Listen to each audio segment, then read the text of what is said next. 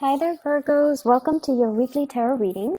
So, I feel like the major emphasis and focus for this week is all about your communication.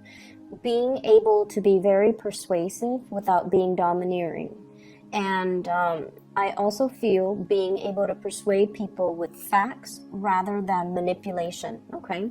A lot of the times when we want somebody to kind of do things that we think they should do, and we kind of justify it by saying, oh, it's for their better good, it's for their greater good, or it's for their best interest. And we might be in a position where we kind of spin the truth or omit truths, or spin a situation so that it skews other people's perception in a specific direction, and that is manipulation. So I feel like this energy is coming in with both of these spreads, so you want to be a little bit careful about your intentions, and you want to be a little bit mindful about not infringing on people's free will. And even if they make decisions that you don't agree with, it's really important to provide the whole truth so that other people can, make informed, enlightened decisions, okay? When it comes to your romantic sector, I feel like you're dealing with a partner who you consider to be kind of like the pillar of stability, okay? You have a really, really stable romantic partner in your life that you're either coupled up with, or somebody that you are thinking about heavily, or you're really in love with. The person shows up as the Ten of Pentacles. So this is their energy. And what it denotes to me with this Ten of Pentacles is someone who's very, very career-oriented. They're very family-oriented as well. They keep in touch with their extended family members, grandparents, parents, nieces and nephews, aunts and uncles. So it's somebody that comes from a large family, and they take family roles and relationships very, very, very seriously. And in a way, I feel like they are very mindful of other people's faults, but they don't hold grudges against other people. And they have this enlightened belief that, we're all humans, we're all prone to making mistakes. So I'm not going to hold it against the other person. So I feel like from this person, their energy is very open, they're very loyal and very dependable. And I feel like that sense of loyalty extends to family members.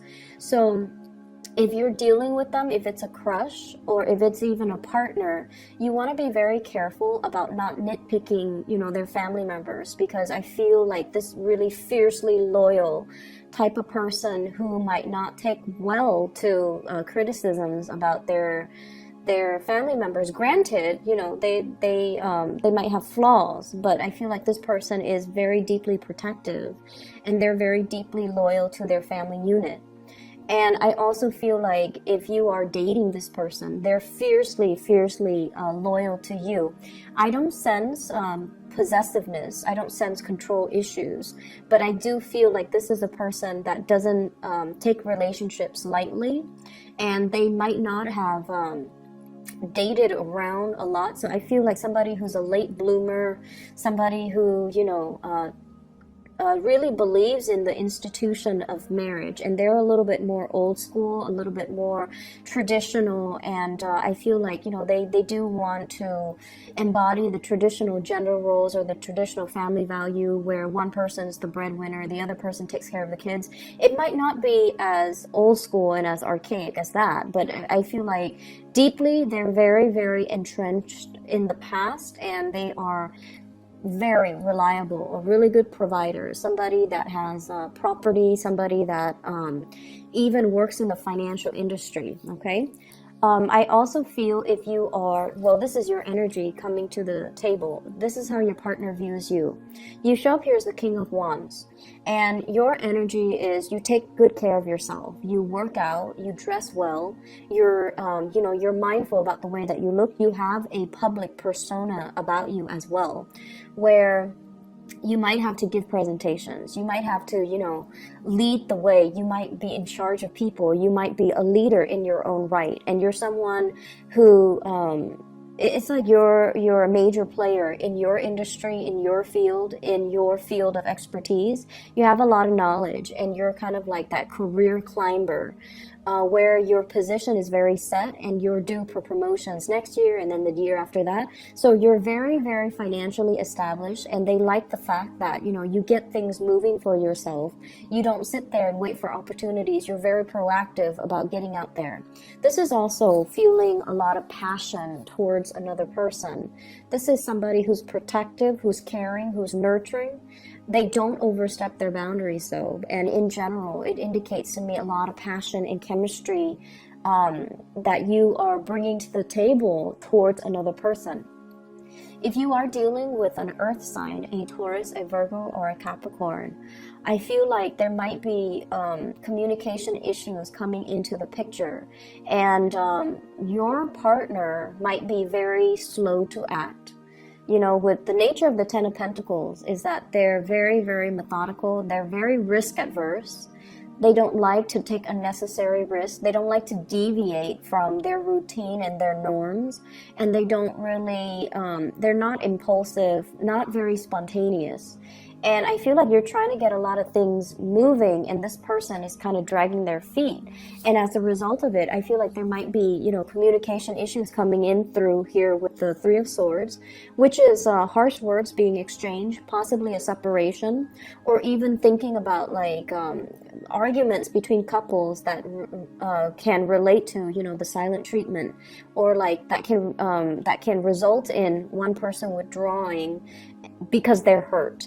So be very, very mindful about how we communicate, because the King of Wands, it's someone who's very proactive, but they can be a little bit forceful, okay? If you're dealing in particular with earth signs, I feel like, you know, want to tone down on the teasing and the communication, and make sure you communicate from a space where you're understanding of their slowness to act, that you're also, you know, a little bit more understanding of their willingness or their unwillingness for change, okay, to make like rapid sweeping change in their lives. They see you as someone who's able to implement, you know, it's like you don't talk about things, you just do them. You don't sit there and say like, oh, here are my plans, you know, you just get things done. And I feel like your partner is not on the same time frame as you, and it can be a little bit frustrating.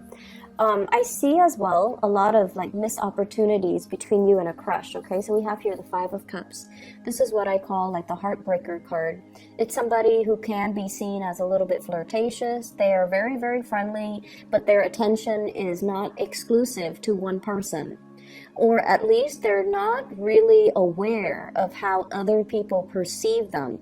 So I feel there's an element here about, you know, harsh words being exchanged, feeling that sense of regret, and feeling that sense of like, I shouldn't have said that, or, you know, he or she should not have said that to me. So it can create a little bit of an estrangement between two people.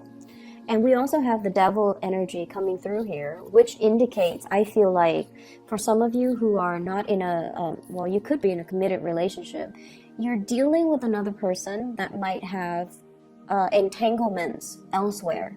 Okay, so they might have a family, they might have, you might find out this week, like somebody you're interested in is already in another relationship. If they've been flirting with you hardcore, then, you know, I feel like you're going to put a stop to that.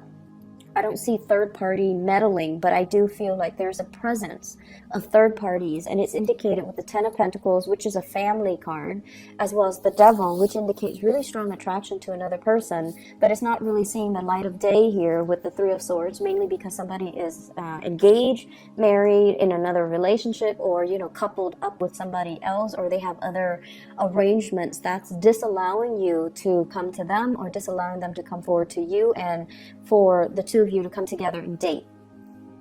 The other areas that I'm going to touch on here is, I feel like for many of you, there's a sense of like self-consciousness, being self-conscious, feeling like anxiety, and I feel like it's in the realm of public speaking.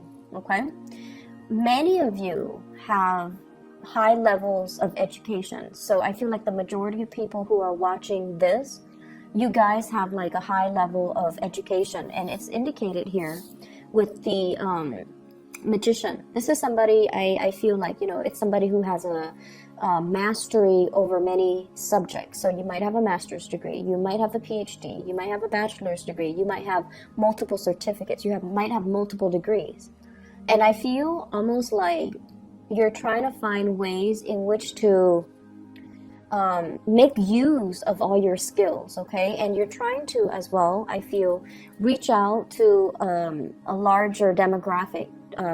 You're trying to reach out to a larger group of people. And what I'm sensing is, with this World card, I feel like there's a lot of hesitation. Even though you are a major player in your field, I feel like there's hesitation and reservation from your end about public speaking, about speaking out, about being center stage, about, you know, having all eyes on you. It can make you feel a little bit uncomfortable. And I mentioned before with Virgo people, you're very good at working behind the scenes and letting somebody else shine under that spotlight. You're not an attention hog, you know. But I also feel like you're thrust into some type of a new work situation where your ability to speak, your ability to be very eloquent with your speech, to be very concise with your communication, and to be very articulate. Somewhat like, if it's interpersonal relationship, you do just fine. But if it's in a large group setting, you know, the anxiety sets in and self-consciousness sets in, and you're not able to convey the messages to the best of your capabilities. And I feel like you might be beating yourself up over it. Rehearse, okay? Rehearse so that everything flows naturally, and so that you're not scrambling at the last minute. Just rehearse. It does wonders for you, okay? So I see that element coming through where there's like social anxiety, or even like public speaking, fear of public speaking and things like that. I feel for many of you, there are, it's like making decisions with another person, trying to decide, and I feel like it's heavily work focused, okay? I see a lot of work trips, a lot of travel and movement happening for you guys as well. And I feel some of you are finishing up something, like possibly publishing. You're trying to get people to publish it, or you are trying to attend like conferences where you have to, you know, talk about what you just published. And then I also feel people finishing up something, possibly finishing up with school. And then traveling to, you know, for job interviews, traveling to try to find financiers or funding for some type of project. It's going to be a very busy week, but I see this big element about you rubbing elbows with people that are also major players in their field, and they're going to be able to give you a lot of assistance, a lot of technical expertise, and it's going to really help you overcome a lot of these issues, okay? So I hope the reading is helpful for you guys, Virgos. Take care of yourself, and I'll be back next week, okay? Bye-bye.